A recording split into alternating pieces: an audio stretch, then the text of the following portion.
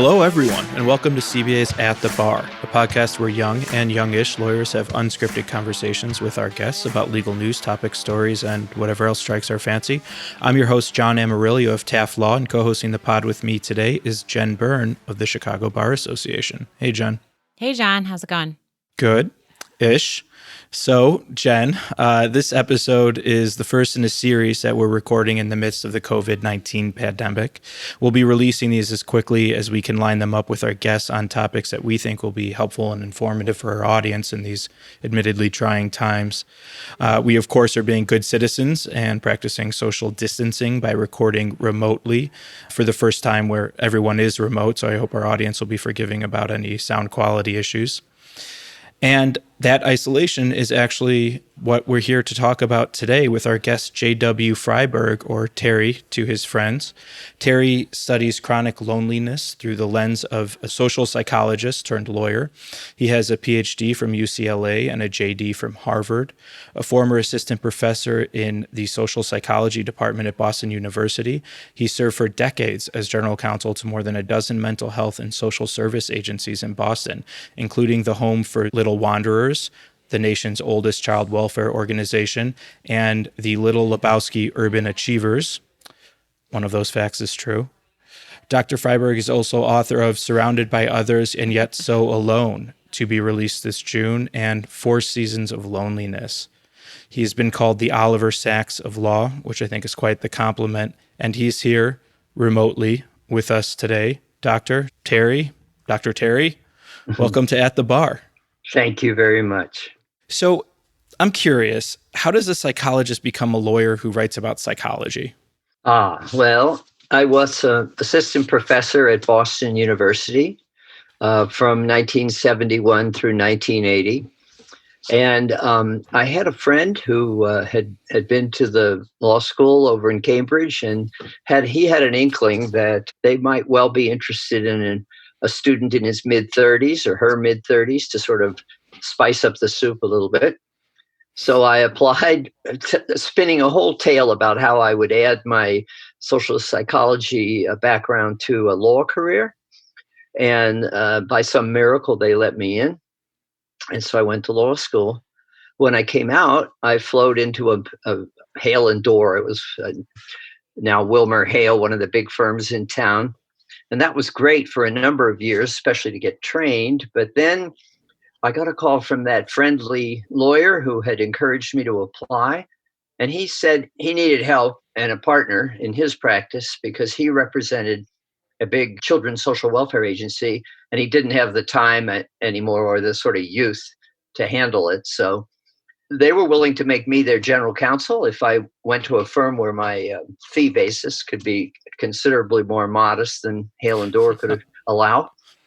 And off I went. And lo and behold, I didn't thought it through, but I turned out to be the only guy in town with both a relevant PhD and a law degree. And so a whole handful of these agencies asked me to be their general counsel, as well as scores of practices of psychiatrists and psychologists and clinical social workers. And whereas on one hand, I would do their thoroughly boring everyday work, a guy fell down the steps, what do we do? Our lease is running out. We sort of like the building, but not. More and more as the years went on, their clinicians needed a legal consultation for things they heard in clinical session. And that became the really interesting thing. I would take copious notes. I would get back to them on the legal advice they were requesting on each case. But I also was seeing this as a sort of de facto social science research because I was getting all these incredibly detailed pictures of these homes and these circumstances. And so about 10 years ago, when I retired from the law firm, I found that I had over 1,200 of these files, some of them a Xerox box thick on different cases, and that became my database. So chronic loneliness was becoming a big issue in the world at that time. And I started to think about that and the fact that many of my clinician clients had said that more and more of their clients were showing up with loneliness issues along with other psychological issues to be dealt with in clinical session. So I started reading more on the topic and thinking more about what I had in these notes. And in 2016, I published Four Seasons of Loneliness, and it struck some kind of key because the issue of chronic loneliness, as luck would have it, was becoming such a hot issue that people were interested in what I had to say. So that's the career change path I took by happenstance. That's fascinating. And so, I mean, the topic is even more relevant now than it was a month ago. And I don't think we need to lay a lot of groundwork for that discussion. Everyone knows what's going on in the world. At my last count, 38 states, the District of Columbia, and Puerto Rico have issued stay-at-home orders. 90% of the country's population, which is, I think, somewhere around 300 million Americans, are under some form of lockdown. That situation obviously affects every segment and aspect of our society, mostly for the worse. And loneliness, isolation, seems to be one, very prevalent aspect of that. Terry, you wrote before all of this started that 1 in 3 American adults feels chronically lonely. I don't think it's any stretch to say that they're probably feeling even more lonely and isolated now that they're under lockdown, and those who didn't feel lonely and isolated before are starting to feel that way perhaps for the first time now. Do you think that's right? I think you're definitely right. And I think it's interesting to think about what loneliness means, what that term means, because of course it's an everyday word. We all feel lonely from time to time. We all lose our grandparents when we're in our 20s or 30s. We lose our parents when we're in our 50s or 60s. Friends move away from us. We're in a very mobile world where people move across the country. So we all mourn a lot of loss, and people we care dearly about are out of our lives. So we all know what it means to be lonely. But let's not confuse that with chronic loneliness, which is people who report that I love this quote because it says it all so in such a poetic way. About 28% of people reported in one major study that they had spoken to no one about anything important in the last 6 months. Wow. So this is bringing about questions for me about this term loneliness. You're explaining it a little bit, but at the top of this recording, I was just thinking to myself, is loneliness a clinical term? And if so, how is that defined? It is not a clinical term, and it's had many definitions. My working definition, which comes out of fascinating neurobiological work now available in psychology that wasn't until recently, is that loneliness is actually a sensation. It's not an emotion. It's the parallel to hunger and thirst and fear. Look, these sensations come to us because we are animals, not because we're humans. We share this. It actually comes from a part of the brain that is an ancient part of the brain, that is part of our physiological makeup as mammals. So just as other animals are motivated by hunger and thirst and fear to take the actions that are somewhat imprinted in them, partly from their heredity and partly from training when they were young by their parents, so we too are confronted with loneliness from inside us. It isn't an idea we form in our forebrain. It's our parietal lobe of our brain, just like in a deer. When you startle a deer with your car, we've probably all come upon an animal, a wild animal, who's when we're walking or driving and we've sort of startled them and you see them jerk to attention. They are getting a biochemical thrust of whether it's fear in that case or whether they get hunger or thirst. That's where our hunger comes from. We feel hungry before we think about, oh, I'm sort of hungry. I think I'll get a hamburger, whatever. So it's really important to understand that what we're calling loneliness is a term we give a sensation that all animals feel, and certainly all mammals. And that's really important because it means that we don't have control over loneliness with our forebrain any more than we do over hunger. So that begs the question for me. You were starting to talk about this 28% of people who report not having an important conversation with someone within the last 6 months. And I don't know how much information we have about those people surveyed. Are they people who are in that position where they're not communicating with people by choice, or is it thrust upon them by some circumstance like, I don't know, being on some sort of like Appalachian Trail, doing a hike, I don't know, whatever it is. It's a very random example. I don't know why that The came Appalachian to me. Trail. It's really weird. Obviously. Okay, yeah. Or maybe they just like video games Well, too I much, was envisioning whatever. like a hiker who's like choosing to self-isolate. And the reason I use that example is because, you're saying it's a sensation, which to me is distinguishable from a state of mind. So can someone be lonely, or does someone have to have like a lack of interaction with other people in order to be defined as lonely? Or can they have no interaction with people and internally feel totally fine with it? So Do you get what I'm asking? I do. And I have an answer that you probably aren't expecting. And that is that we have a magnificent test for chronic loneliness. It's called the UCLA Loneliness Test, version 3. And it asks 20 questions. That's all, 20 questions. And the answers to those questions correlate with everything else we know about people who tell us about their lives. So it's a very valid and very reliable test. Let me just give you a couple of questions. You'll catch the sense of it. There's only 20 questions. One is, how often did you feel that you were in tune with the people around you?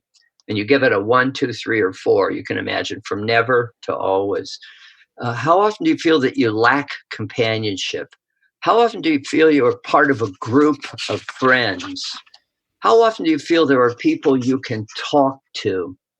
So there's 20 of these questions, and they're very cleverly thought through to test different parts of this sensation. But when we're done, we have a very valid and reliable, in the scientific sense of those two words, test. So we know whether people are chronically lonely or not, unless they're purposely lying on the test, which would not make much sense.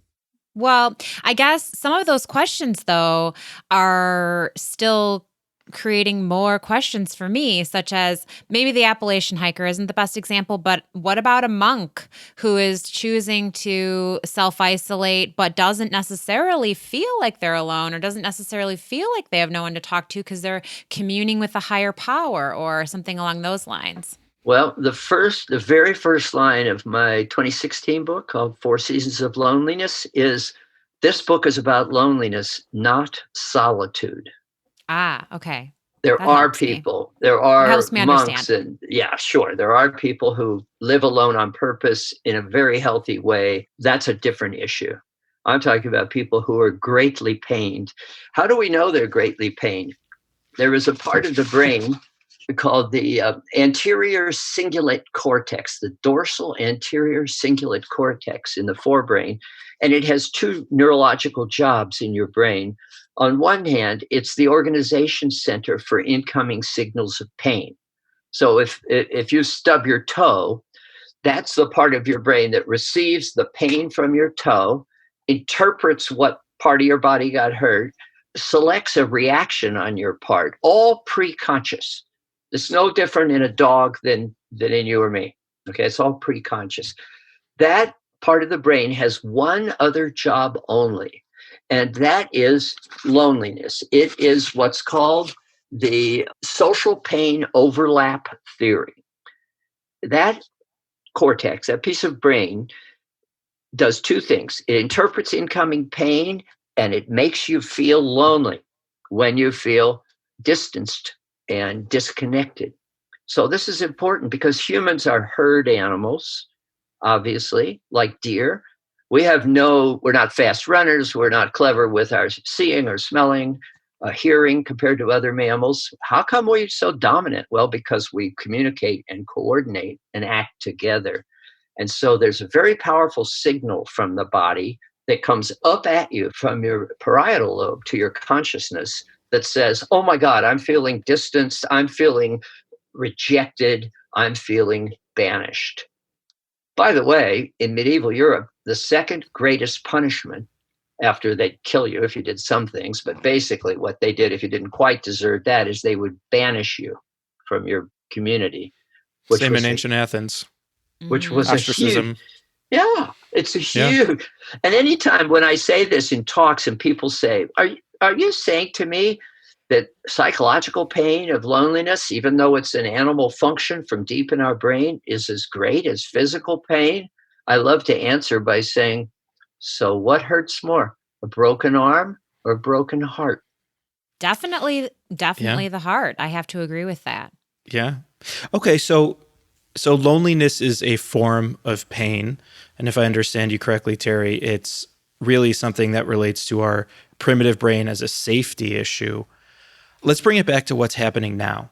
For those people who were already chronically lonely, what do you think everything that's happening in the world is doing to them now?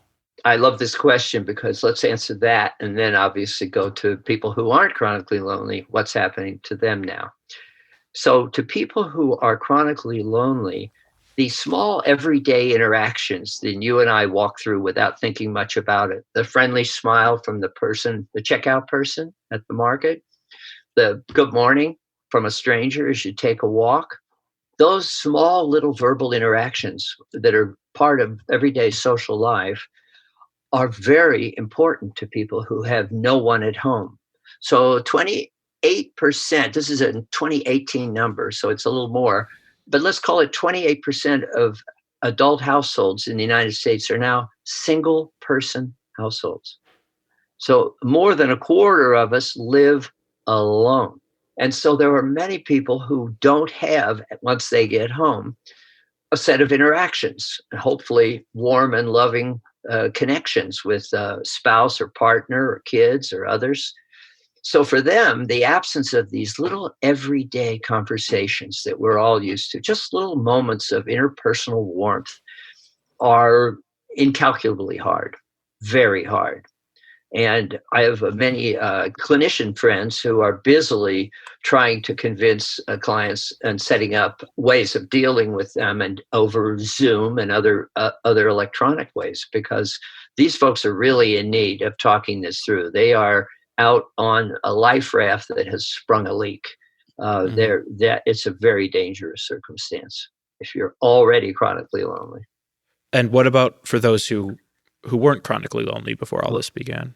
Well, there's no question that we have, by definition, we have connections with people of importance to us, but we too have a very different quality of life in terms of distance and separation from all sorts of things in our lives. And, people who are psychologically healthy in this sphere, because they have a basic set of connections that make them feel safe from the point of view of the animal brain, if you like, in us, have it easier. But it's not easy on any of us having more distance and less interaction with others. So, what happens when we come out of this? What happens when we come out of our quarantine and we start resuming, normal interactions? Can we resume normal interactions immediately? Is there going to be, is there going to be a rush of people wanting to spend more one-on-one time with one another? Prior to this, we've been moving more and more towards a virtual world where people are texting with one another instead of calling them on the phone, instead of getting together. They're, chatting online. Are people going to retreat away from that in favor of more in-person interaction? Or are they going to continue down this path even more because we've become accustomed to virtual interaction, or because we're frankly still kind of scared about the illness and the pandemic? What are your predictions, and what do you think is the better or likely outcome? Maybe a different answer for both of those questions. Right.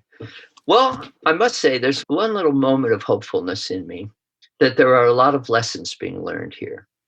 This phenomenon, my guess would be, is of a magnitude like World War II or World War I. This is a really serious social phenomenon in many ways. For example, there's going to be, I assume, quite a change in labor force participation as smaller shops and so on don't reopen. And all of that's going to have to be dealt with. But my main point is that this is such a powerful social phenomenon, earth-shaking, like going through the war, the depression before the war, and then the war, that people are going to come out of it, as they did out of those two phenomena, more bonded together. The labor movement, for example, had big upticks after World War I and World War II, because people felt they ought to get together and think things through and organize in that sphere. But I think they also did it in private lives. So I'm a World War II baby, and I grew up right after World War II. And there was no question about it that there was a camaraderie, a generalized camaraderie that I think came from the war in part because everybody had been on the same team there. After all, the enemy was foreign and generalized.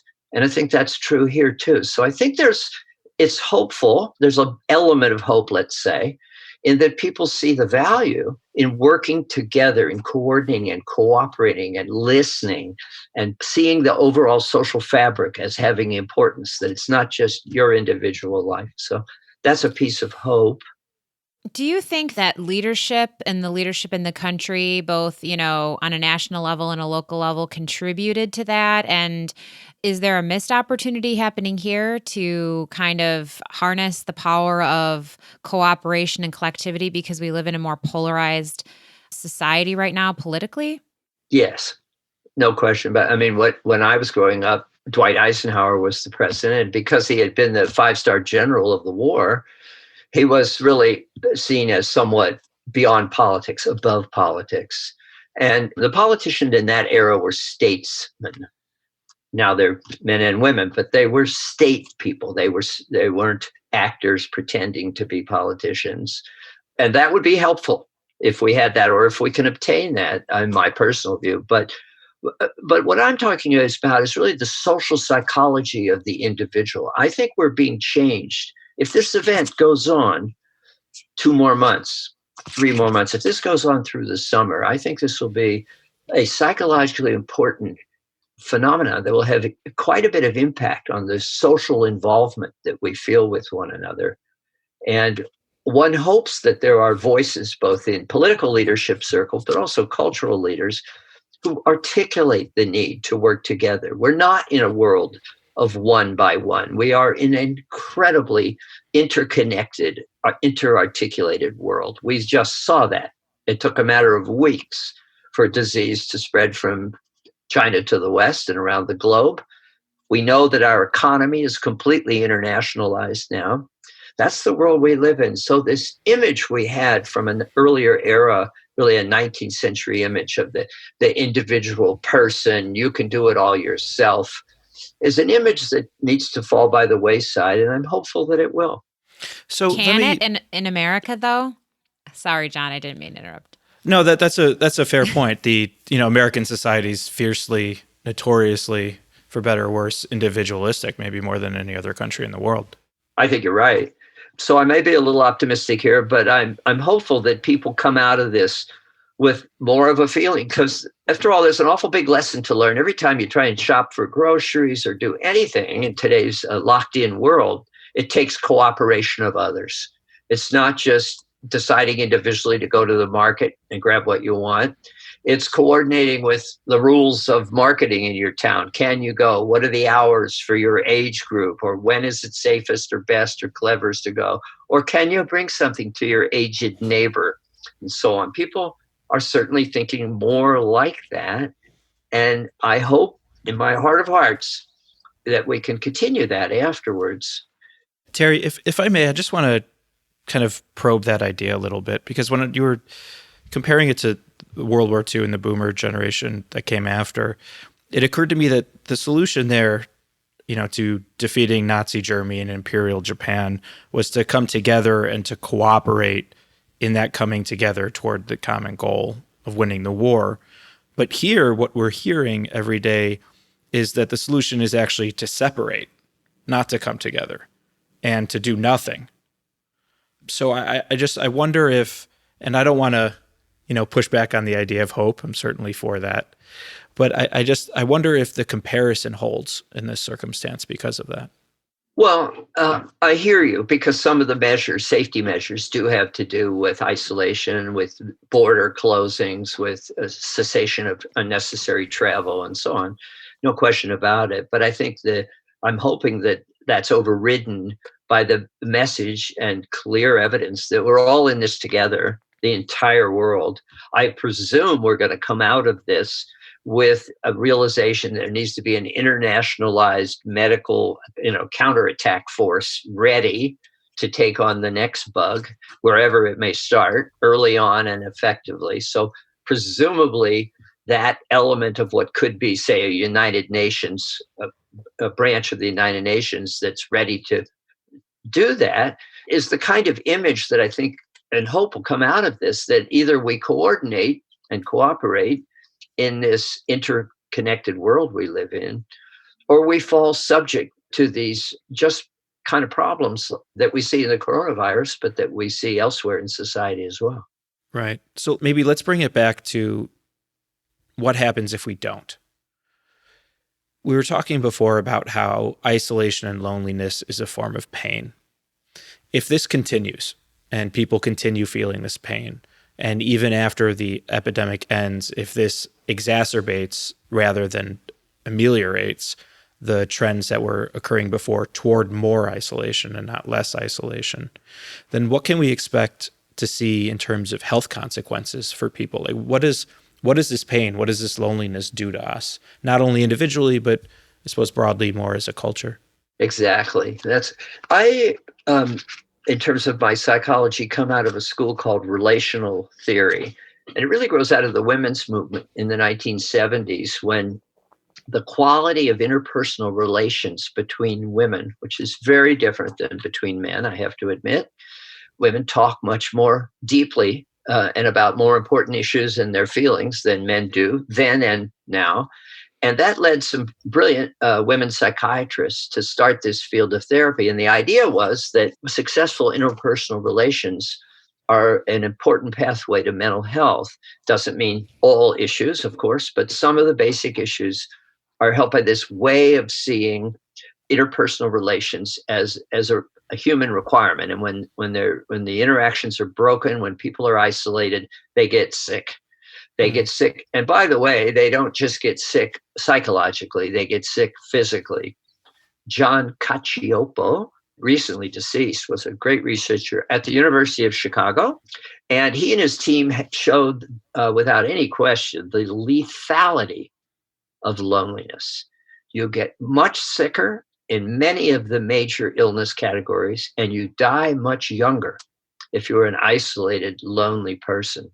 So this is serious business indeed. But the idea that the isolation that's being experienced right now by psychologically healthy persons on the issue of loneliness, i.e. well-connected people, have networks of friends and professional colleagues and neighbors and teammates and so on, they too are ever more at risk as we get more isolated from one from another. And one hopes that the modern media, we certainly see the modern media now allowing us to have this conference, for example, to call people in our families, friends, contacts, neighbors, teammates, all those people we deal with, and try to keep things alive until we're out of our homes once again.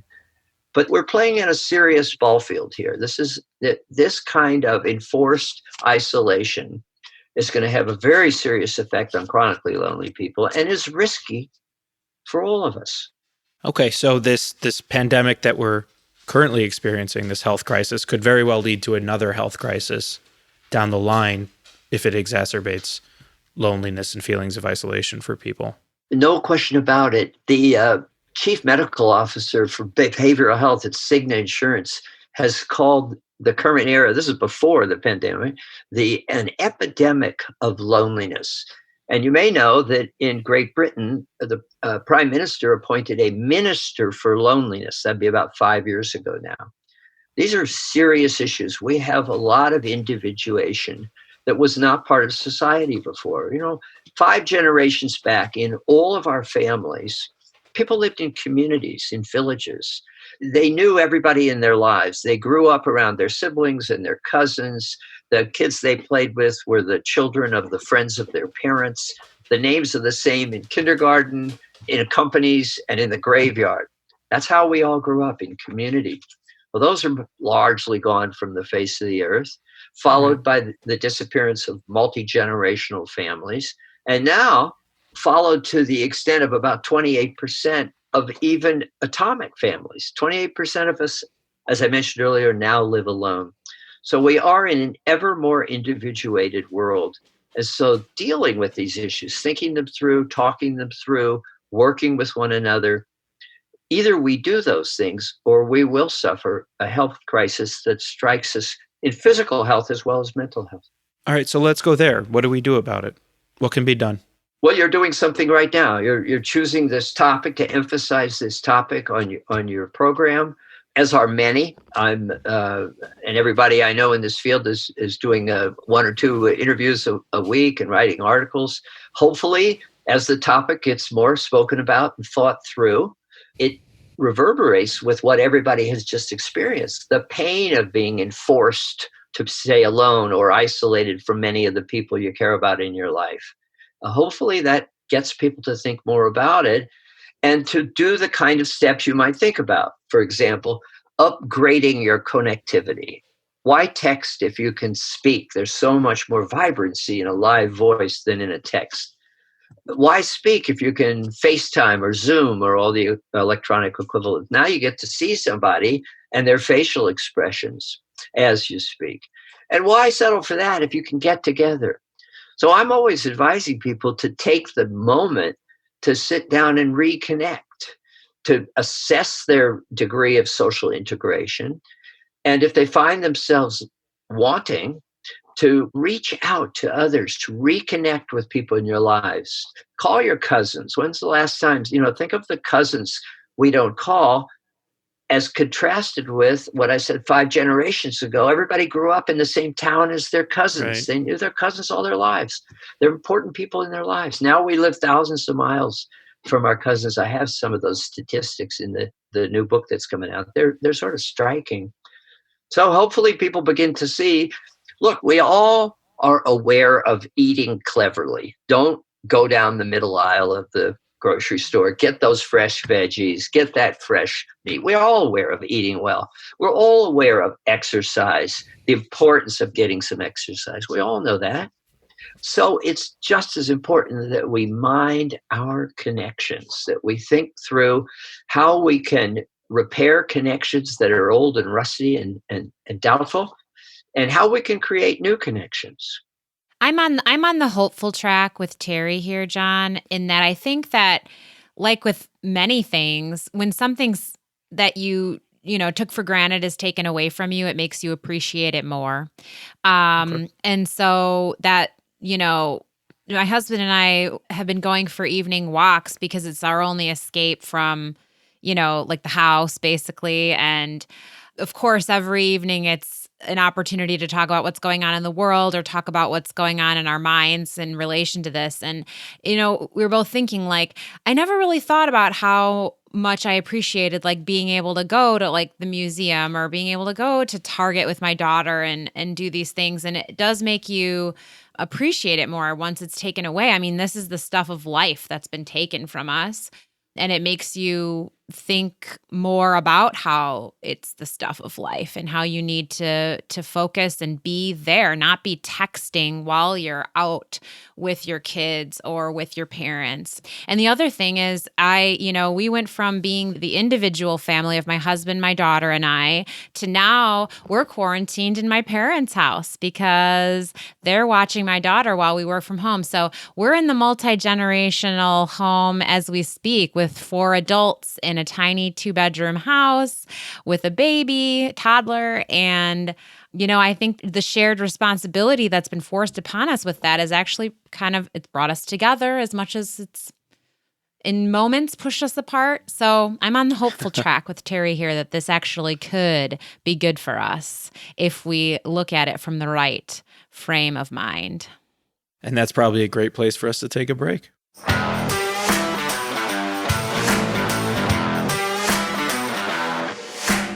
Need a lawyer? Steve? I do. You look like you need a lawyer. The Chicago Bar Association Lawyer Referral Service has been making referrals for over 70 years to attorneys who have been thoroughly screened for experience in over 40 different areas of the law.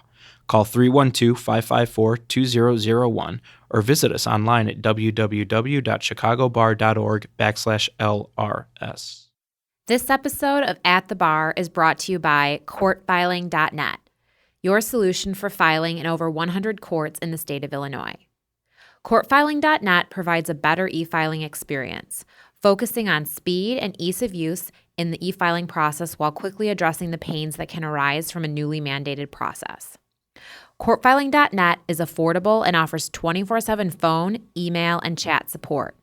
Visit us at courtfiling.net to take advantage to receive 30 days unlimited free electronic filings and see why it's the best solution for your firm.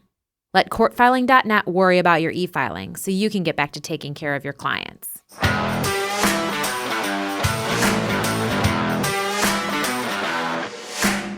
And we're back. Terry, so we've talked a lot about adults and how everything that's occurring in the world is impacting them. How's this affecting children? It seems, for the first time, they're probably cooped up with their parents and their family, and those families are getting a lot of FaceTime that they're not used to. What's going on with kids right now? I think it's a great question, and a lot must be going on. I say this because the loneliest quintile of our population are our youngsters. We have 75 million millennials and Generation Z, so that's 18 through 22-year-olds, and they score the loneliest of any part of the population on the UCLA loneliness test. What's going on with them is anybody's guess. There are no studies yet, obviously. God knows they're experts at the modern media and staying in touch with each other. So I can't give you a clinical answer on what's going on with them. But given that they go into this lonely and that it's not that easy in that age group to deal with your parents, they are going to come out in need of a lot of nurturing and a lot of understanding. And Wait a minute. You're saying that we need to handhold the millennials more right now? Because, they're the purple marker generation. Right, exactly. It's not that I take that back. Let me reword what I was trying to say. I'm worried. I'm being a little sarcastic. Yeah, but you're right. I used to have a couple of those till they got older. But I worry about them. I think if they score that lonely on the very reliable and valid test that we have, they're not going to come out better off. They're going to come out worse off. Well, why is that though? Do young people in general just have a heightened sense of emotion during that time? At what ages are they being surveyed? Is it when they're, extremely young kids, or are we looking at preteens and teenagers? Is it because they feel their feelings more than adults do, maybe? Or is it truly something that's going on in the social sphere, some of that disconnectivity we were talking about in the prior segment? The interactions are more virtual. There's less face-to-face interaction between kids and with their peers. Do you have an answer for that? Well, it's not easy, but I would say that they're in a stage of life where they're learning to put together their own connective internet with other individuals, network, I should say, their own connective network with other individuals. And we all know the drama they bring home. We brought the same drama home 20 years ago, right? About being rejected. And we were talking earlier about banishment and how painful that is. To be outside, to be unwanted, to be unincorporated just because of who you are. So we all know the drama that brings to teenage lives. So at the moment, they are all relatively unincorporated. And this can't make it easier for them to navigate those difficult emotional seas we know as teenage years. But I think, if I may, take a look at younger children for a moment, above and beyond the millennials and Generation Z age group that we were just talking about. I think it's very fascinating to learn that what we in psychological sciences have been looking at with some of our brain imagery that we're able to do now is we actually know how people learn to love. And that has a lot to do with what we ought to be doing with our little ones. Like you said, you have a toddler at home. So how do you learn to love? What is this thing that humans have, this powerful bond that they have with one another? It's certainly more than a herd of deer staying near one another for safety. What's going on? And we now know that it has to do with the way people are raised, that when we nurture young children, when we hold them and hug them and caress them and are gentle with them and help them through the fear of falling asleep, so on, we're actually building their neurotransmitter pathways inside their neural network. So the way in which you say, think about training a dog to do a trick, roll over, and I'll give you a cookie, roll over. You do it 100 times, the dog learns to connect. If he rolls over, he gets a cookie. So we're actually training our children to love as we nurture them and caress them and hold them and hug them. It's very much the way a bird trains the young birds to get ready to fly and leave the nest. And so it's critically important that we refocus on that aspect, which is one of the best aspects of modern life. There's more time in modern life, let's say since the World Wars, to nurture kids, to really hold them and be with them. And to some extent, that's been removed by women joining the workforce and kids being put out to daycare and so on. So it's extremely important, especially during these times when they can see their parents so worried and working hard to put food on the table. And you can imagine the level of worry in many households. Where's the rent going to come from? How am I going to get enough for food and so on? It's very important to upgrade our parenting in terms of all the nurturing that we do of kids, the holding, the caressing, the soothing. That's the word I like best, the soothing of little children. And this trains them to go out and seek connections of their own. We actually train our children to go make friends, which will later be both same-sex friends and attractive friends, either opposite sex or the equivalent. We actually are training our children to do that. So one of the things we could get out of this is recognizing that if we don't want today's toddlers to turn into tomorrow's disconnected teenagers, we need to train them about loving others. And we even, I won't go into it now, but we even understand the biochemistry in the brain of how that training takes place. But that perhaps is a topic for another forum.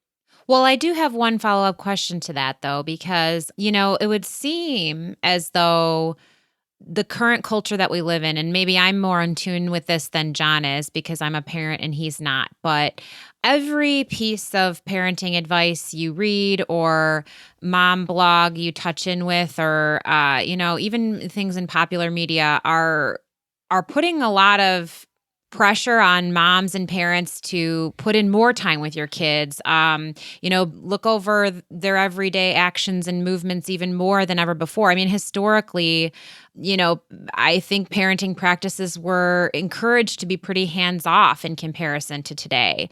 If you look at parenting experts from, like the 20s, 30s, 40s, 50s. I mean, it was like, hey, kid, figure it out for yourself. Now we're very much, helicopter parents, or at least that's how parents have been labeled. So why is it that kids are exhibiting more and more signs of loneliness when that's the culture? Is it because we're doing it badly? Or is it because that's truly not the reason why people are lonely and there's some other intervening factors socially that are kind of undermining the groundwork that's being done by parents? It makes me curious because I'm under the impression that we're overparenting kids, or at least some people are labeling parents today that way. I hear you. We all saw the college entrance scandal of 6 months ago, for example. The world we live in is what it is, and it's not at the control of any of our fingertips. And it is a world that has isolated more and more people, that has disbanded people from each other and from skill sets. So more and more labor is unskilled labor. People live farther from one another. People commute longer hours. Wives are now statistically very much in the labor force. And so the pressures of the world are to eliminate the playing that kids did. It used to be that during the free play that kids had after school, when you would go down the block and knock on the kid's door and come out and play, all of those interactions among those children were training them about how to deal with being in a group or not quite in a group, how to deal with a bully, how to be nice to someone who felt rejected. All that training ground is lessened now, given the structural pressures of modern society. But I think the right kind of parenting that doesn't try to cheat to get you into Harvard. I think that's helicopter parenting at one complete extreme. But active parenting, where parents are training children that life is all about, and health is all about successfully connecting with others. That's the goal in life, is to create for yourself a good set of relationships and networks of friends and obviously lovers and so on as you grow. That kind of training is important to do, and I think is distinguishable from the worst modes of helicopter parenting. And with that piece of serious advice, let's go to something completely different. Stranger than legal fiction. Terry, the rules are very simple. I, not Jen, someone did their homework in all their COVID free time, have researched a law that is real and on the book somewhere, but probably shouldn't be. And There's I've made no another such one thing up as completely. COVID free time for a parent, John. Hey, I have a houseplant and a boxer. Okay. Yeah, you have a dog. You pretty know. much the same thing. I'll say this. There's no better time than right now not to be a parent. But back to the game. So, Terry, I'm going to give you two options, and Jen, you too. One is real, one is not. Let's see who can distinguish strange legal fact from fiction. Are you ready to play? Ready. All right. Option number one. In Georgia, the state, llamas, and I mean the long-necked South American camelids, llama activity sponsors, llama professionals, and almost anyone else in the llama handling trade, let's call it, are immune from civil liability for any injury or death of a participant resulting from llama-related activities. So that's option number one, civil immunity for llama people from llama-related activities. All right? Option number two, in Georgia, the country, it is illegal to use llamas for meat, manual labor, or otherwise as a pack animal. They may only be used for wool production purposes. I don't know why I got on this llama kick today, but I did, in Georgia apparently. So, Terry, you're the guest. Let's start with you. Which one's real? I think it's number one because it makes me think of the one bite rule. States vary in whether you get one bite for free or not before there's legal liability. And except for feral animals, where you never get the one bite rule. This sounds to me like an effort to redefine a llama as a domestic animal and not a feral animal. All right, Jen, your turn. What do you think? I think number two is the real one. Why? I feel like it just sounds more logically based, and maybe they have a wool industry that, they really need to protect, and it's very profitable. And so I don't know. I'm going with that one. I'm going with the wool one. Well, Terry's Harvard legal education has come through for him here. Oh. The Georgia state law conferring civil immunity upon llama handlers is real. Should have known. So well done, sir. Should have known. Thank you.